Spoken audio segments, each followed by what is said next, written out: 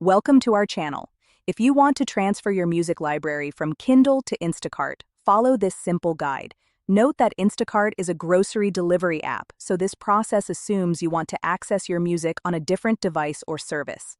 Step 1. Open your Kindle device or Kindle app and navigate to your music library if you have Amazon Music downloaded.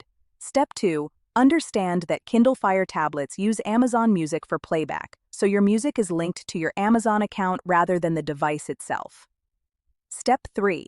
On your smartphone where you have Instacart installed, download the Amazon Music app from the App Store or Google Play Store. Step 4. Open the Amazon Music app and log in using the same Amazon account credentials you use on your Kindle device. Step 5.